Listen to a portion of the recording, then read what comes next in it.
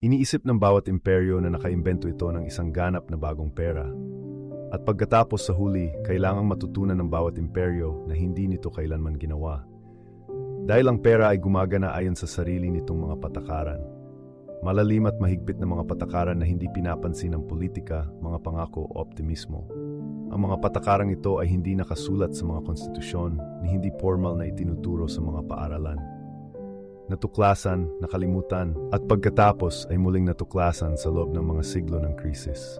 At kung hindi mo maintindihan ang mga patakarang ito, lagi mong isipin kung bakit tila nakatakda ang sistema laban sa iyo. Ngayon, susuriin natin ang mga nakalimutang patakaran sa pananalapi na ito. Mula sa magkahalong barya ng sinaunang Roma hanggang sa mga digital na panlilinlang ng mga bangko sentral ngayon, makikita mo kung bakit mula sa simula, ang laro ay hindi kailanman naging patas. Magsimula tayo sa pinakasimple at brutal na patakaran, ang Batas ni Gresham. Noong ika-16 na siglo, ipinaliwanag ni Sir Thomas Gresham ang patakarang ito kay Reyna Elizabeth I. Ang masamang pera ay nagtataboy ng magagandang pera palabas ng sirkulasyon. Simple lang ang prinsipyo. Kapag ang dalawang pera ay nagsabay, ang isa ay maaasahan, ang isa ay bumaba ang halaga, gagastusin ng mga tao ang masamang pera at itatago ang magandang pera. Kunin ang Roma bilang halimbawa. Nang ang pilak na denarius ay unti-unting hinaluan ng mga metal na hindi gaanong mahalaga, ang mga tao ay hindi naging hangal. Ginamit nila ang bago at mababang uri ng mga barya upang magbayad ng mga buwis at utang, habang ang mga luma at mas purong barya ay itinatago. Isang katulad na pattern ang lumitaw sa medieval na Europa, nang ang mga hari ay nagpuputol ng mga barya o pinapalitan ang ginto ng tanso. Malinaw ang aral. Kapag ang mga nasa kapangyarihan ay sumubok na mandaya sa pamamagitan ng pagpapababa ng halaga ng pera, ang mga tao ay umaangkop. Gumagastos sila ng peking pera at nag-iimbak ng totoong pera. At kapag nagsimula na ang siklong iyon, ang pananampalataya sa pera ay unti-unting gumuguho. Ngunit mayroong pangalawang batas, halos isang masamang kopya ng una. Ito ang Batas ni Thiers, na ipinangalan kay Adolphe Thiers sa France noong ika-19 na siglo. Nakasaad sa batas na ito na sa mga sandali ng tunay na pagbagsak, ang lohika ay bumabaligtad. Sa isang krisis, itinutulak ng magandang pera ang masamang pera palabas ng sirkulasyon. Isipin ang Alemanya noong panahon ng Republika ng Weimar noong 1920s. Dumoble ang mga presyo sa loob lamang ng ilang araw. Kahit ang isang kartilya na puno ng mga perang papel ay makakabili lamang ng ilang tinapay. Sa ganitong kapaligiran, walang gustong manatili sa marka ng mas matagal kaysa sa kinakailangan. Dumagsa ang mga tao sa dolyar, ginto, sigarilyo o direktang barter, anumang bagay na may tunay na halaga. Ganito rin ang nangyari sa Zimbabwe, sa Venezuela, at sa hindi mabilang na iba pang mga panahon ng hyperinflationary. Ang Batas ni Thiers ay ang sandali ng sistematikong pagbagsak kung kailan tuluyang tinatalikuran ng mga tao ang mga pangako ng Estado. Kung inilalarawan ng Batas ni Gresham ang mabagal na pagkabulok ng pera, inilalarawan naman ng Batas ni Thiers ang biglaang pagkamatay nito. Kaya ano ang nangyayari sa kulay-abong lugar sa pagitan ng mabagal na pagbaba at ganap na pagbagsak? Diyan pumapasok ang Cantillon effect. Isang batas na nagpapakita kung bakit palaging hindi patas ang pakiramdam ng inflasyon. Si Richard Cantillon, isang Irish-French economist noong unang bahagi ng ika-18 siglo, ay may napagtanto. Kapag ang bagong pera ay ipinasok sa ekonomiya, hindi ito pantay na naabot sa lahat. Ang mga pinakamalapit sa pinagmulan ng pag-issue, gobyerno, mga bangko, mga elite, ang unang gagastusin ito. Sa oras na dumaloy ang pera sa mga manggagawa at nag-iipon, tumaas na ang mga presyo, pataas. Ang mga nakatanggap ng pera ng maaga ay bumili ng mga ari-arian at kalakal sa presyong kahapon. Ang mga nahuli sa pagtanggap nito ay napilitang magbayad ng presyong pangbukas. Ang epekto ng Cantillon ay nagpapaliwanag kung bakit ang pag-iimprenta ng pera ay nagpayaman sa Wall Street ngunit nagparusa sa Main Street. Bakit ang mga programang quantitative easing pagkatapos ng krisis ng 2008 ay nagpapataas ng stock market ngunit ang mga sahod ay tumigil? Bakit mabilis na nawala ang mga pakete ng welfare dahil sa mas mataas na mga bayarin sa pagkain at mga gastos sa pabahay? Ang implasyon ay hindi lamang isang numero, ito ay isang paggalaw ng kayamanan at hindi ka nasa panig ng panalo. Ang kalupitan ay nakasalalay sa katotohanan na ang sistemang ito ay dinisenyo sa ganoong paraan. Itinutulak nito ang mga benepisyo sa itaas, habang itinatago ang gastos sa ilalim ng pagkukunwari ng pagtaas ng mga presyo. Pakiramdam ng mga ordinaryong tao ay ninanakawan, ngunit hindi nila nakikita ang magnanakaw.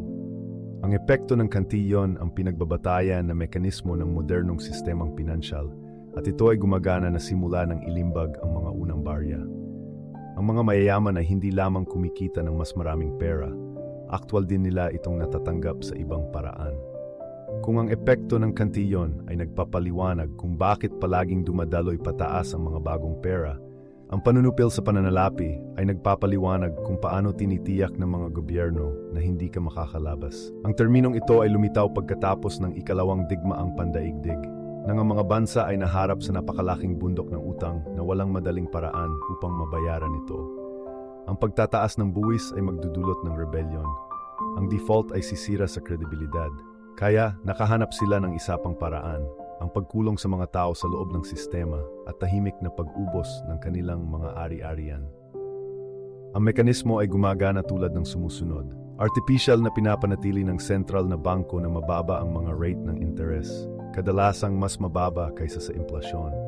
Nangangahulugan ito na ang iyong savings account ay garantisadong mawawala ng halaga bawat taon sa mga tuntunin ng totoong kapangyarihan sa pagbili. Kasabay nito, ang mga kontrol sa kapital ay naghigpit sa kakayahang maglipat ng pera sa ibang bansa o mamuhunan sa mga alternatibong asset. Ang mga mamamayan ay natigil sa mga negatibong ani, habang ang gobyerno ay unti-unting nagpapawi ng pasanin sa utang nito. Ito ay isang anyo ng tahimik na pagbubuwis, halos hindi nakikita sa ibabaw, ngunit nakapipinsala sa paglipas ng panahon. Kung mabilis kang susulong sa kasalukuyan, makikita mo ang parehong pamilyar na pattern. Pagkatapos ng pagbagsak ng pananalapi noong 2008, ang mga rate ng interes ay ibinaba sa halos zero at nanatili doon ng mahigit isang dekada. Ang mga nag-iipon ay nawalan ng $1 trillion sa totoong halaga, habang ang mga presyo ng asset ay tumaas na nakikinabang sa mga nagmamay-ari ng mga stock at real estate. Mula 2020 hanggang 2021, muling bumagsak ang mga interest rate, at ang mga ordinaryong tao ay tanging nakikita na lamang ang paghina ng kanilang ipon, habang ang mga presyo ng pabahay at pagkain ay biglang tumataas. Hindi ito nagkataon lamang. Ito ay isang panunupil sa pananalapi na na-update para sa ika-21 siglo. At ang kapansin-pansin na bagay mula sa pananaw ng gobyerno ay hindi man lang namamalayan ng karamihan sa mga mamamayan na nangyayari ito. Pakiramdam lang nila ay mas mahirap sila nang hindi naunawaan kung bakit. Ngunit ang mga patakarang ito ay hindi lamang nalalapat sa individual na antas. Ang ilan ay gumagana sa laki ng buong imperyo. At iyon ang humahantong sa atin sa Triffin Paradox, ang reserve currency trap. Noong dekada 1960, ang ekonomistang Belgian-American na si Robert Triffin ay nagpatoo sa harap ng Kongreso ng Estados Unidos na nagbabala ng isang depekto sa puso ng sistemang Bretton Woods. Kung ang dolyar ng Estados Unidos bilang reserbang pera ng mundo, napilitan ng Estados Unidos na magbigay ng sapat na dolyar upang pondohan ang pandaigdigang kalakalan, nangangahulugan ito ng pagpapanatili ng depisit sa kalakalan, paggastos ng higit sa ibang bansa kaysa sa kinita nito, upang ang iba pang bahagi ng mundo ay magkaroon ng kinakailangang likididad. Sa maikling panahon, gumana ito. Nagtiwala ang mundo sa dolyar at lumawak ang pandaigdigang kalakalan. Ngunit sa pangmatagalan, ginagarantiyahan nito ang kawalang tatag. Habang mas maraming dolyar ang ibinobomba ng US sa ibang bansa, mas humihina ang ugnayan sa ginto at mas nagiging mahina ang kumpiyansa sa sistema.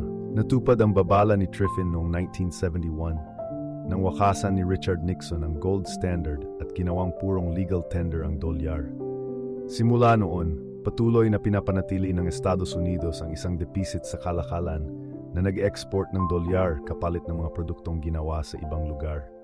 Umaalis ang mga pabrika, tumatambak ang utang, ngunit ang pangingibabaw ng dolyar ang nagpapanatili sa laro. Ang kabalintunaang ito ay lubhang malupit. Upang mapanatili ang posisyon nito bilang reserbang pera ng mundo, kailangang isakripisyo ng Estados Unidos ang kalusugan ng sarili nitong ekonomiya. Yan ay isang tuntunin ng pera na ginagarantiyahan ng resesyon. Makikita mo ang mga kahihinatnan sa ating paligid.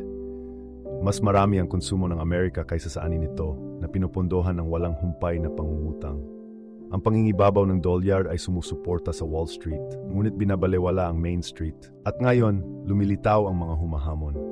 Ang Tsina, Russia at ang blok ng BRICS ay nag-eksperimento sa mga alternatibo. Ang mga bangko sentral ay nag-iimbak ng ginto sa pinakamabilis na bilis sa loob ng kalahating siglo. Ang sistemang reserba na nagbigay sa Estados Unidos ng walang kapantay na kapangyarihan sa loob ng mga dekada ngayon ay naglalaman ng mga buto ng sarili nitong pagbagsak. Yan ang paradox ng Triffin. Ang mga reserbang pera ay parehong isang hiyas ng korona at isang sumpa. Kung ang paradox ni Triffin ay naglalarawan kung paano nakulong ang pandaigdigang sistema, ang batas ni Goodhart ay nagpapaliwanag kung bakit ang bawat pagtatangka na pamahalaan nito ay nagpapalala lamang sa mga bagay. Noong dekada 1970, naobserbahan ng ekonomistang si Charles Goodhart ang isang simple, ngunit mapaminsalang katotohanan. Kapag ang isang sukatan ay naging isang target, hindi na ito isang mabuting sukatan. Gustong-gusto ng mga gobyerno at mga bangko sentral ang mga numero. 2% inflation, 5% kawalan ng trabaho, 3% paglago ng GDP. Ang mga ito ay dapat na naglalarawan sa katotohanan. Ngunit kapag mga politiko ay determinado na makamit ang mga ito anuman ang gastos, binabago nila ang mismong sistema. Kunin ang target sa pagkontrol ng inflation bilang isang halimbawa. Sa loob ng mga dekada, nangako ang mga bangko sentral na panatilihin ang inflation sa humigit kumulang 2%. Mukhang makatwiran. Ngunit upang makamit ang layuning iyon, minanipula nila ang mga rate ng interest, nagpasok ng likididad sa sistema at pinalaki ang mga asset bubble. Sa papel, nanatiling mababa ang inflation, ngunit ang mga gastos sa pabahay, pangangalagang pangkalusugan at edukasyon ay tumaas ng mas mabilis. Ayon sa mga opisyal na numero, matatag ang mga bagay-bagay. Ngunit ang totoong buhay ay sumisigaw ng kawalang tatag o tingnan ng GDP. Sinasamba ito ng mga politiko bilang isang sukatan ng pambansang pag-unlad. Ngunit nang ang paglago mismo ang naging pangunahing layunin, sinimulan ng mga gobyerno ang pagtambak ng utang, pag-outsource ng mga industriya, at pagpapalaki ng mga bubble para lamang mapanatili ang mga numero. Patuloy itong tumataas. Ang resulta ay isang ilusyon ng kasaganaan na may kasamang isang marupok na realidad. Inilalantad ng batas ni Goodhart ang patibong na ito. Kapag nakontrol mo ang mga numero, hindi mo na masusukat ang katotohanan. At sa huli, ang huling batas sa ating paglalakbay ay ang batas ng lumiliit na kita sa utang. Hindi ito sinauna o elegante, ngunit ito ang malupit na matematika ng ating panahon. Sa mga unang yugto ng paglago, ang utang ay nagpapasigla sa paglawak. Humiram ng $1, makakuha ka ng $1 ng paglago ng GDP. Marahil ay higit pa. Ngunit sa paglipas ng panahon, habang tumatambak ang utang, nagsisimulang bumaba ang mga ani. Ang $1 ng bagong utang ay maaring bumili lamang ng 50 sentimo ng paglago, pagkatapos ay 25 sentimo, pagkatapos ay mas mababa pa. Sa kalaunan, patuloy na tumataas ang utang, ngunit humihinto ang paglago. Hindi na bumibilis ang makina. Umungol lamang ito dahil sa bigat. Nabubuhay tayo sa mismong yugtong iyon. Ang utang ng Estados Unidos ay lumampas na sa 30 trilyon. Ang bawat bagong pangungutang ay lumilikha ng mas kaunti at mas kaunting tunay na kayamanan. Sa halip, sinusuportahan nito ang mga pamilihan sa pananalapi, pondo, mga programa sa kapakanan, at pinanatili ang ilusyong iyon. Ngunit hindi nagsisinungaling ang matematika. Ang pagkapuno ng utang ang siyang katapusan ng bawat imperyo. Pinahina ng Imperyong Romano ang metal na nilalaman ng mga barya nito habang bumagal ang paglawak nito. Nangutang ang monarkiyang Pranses hanggang sa pagbagsak nito bago ang 1789. Ang Imperyong Britanya ay nabigatan ng mga bundok ng utang pagkatapos ng 2 digmaang pandaigdig. At ngayon, ang Amerika ay naharap sa katulad na paghatol. Ang batas na ito ay walang patawad. Ang panghihiram ay bumibili ng mas maraming oras, hindi ng paraan. Kaya, sa pagbabalik tanaw sa mas malaking larawan, ano ang itinuturo sa atin ng mga batas na ito? Na ang pera ay hindi mahika. Ito ay pinamamalaan ng mga mahigpit na tuntunin tulad ng grabidad. Ang masamang pera ay nagtataboy ng magagandang pera palabas ng sirkulasyon hanggang sa ito ay bumagsak. Pinipilit ng mga krisis ang mga tao na tumakas sa mga malulusog na asset. Pinayaman ng bagong pera ang minorya bago pa man ito makarating sa mayorya. Pinipigilan at sinusupil ng mga pamahalaan ang kanilang mga mamamayan upang tahimik na burahin ang utang. Ang reserbang pera mismo ay unti-unting nawawala. Ang mga layunin ng patakaran ay pinipilipit ang katotohanan. At ang utang sa huli ay nilalamon ng sarili nito. Ang mga nakalimutang batas ng pera ay hindi mga akademikong kuryosidad. Ang mga ito ay mga kodigo ng kaligtasan. Ipinapaliwanag nila kung bakit ninanakawan ng implasyon ang mga nag-iipon, kung bakit hindi nakakahabol ang mga sahod, kung bakit bumibigat ang iyong mortgage habang patuloy na umaabot sa mga bagong pinakamataas na presyo ang Wall Street, kung bakit bumabangon ang tiwala ng mga bansa at bumagsak dahil sa utang. Hindi ito mga random na pangyayari. Ito ang ritmo ng kasaysayan sa pananalapi. At ito ang pinakamahirap na katotohanang tanggapin. Ang larong ito ay hindi kailanman idinisenyo para manalo ka. Ang mga ordinaryong mamamayan ay nabubuhay sa liwanag ng transparency. Ang mga piling tao ay nabubuhay ng lihim.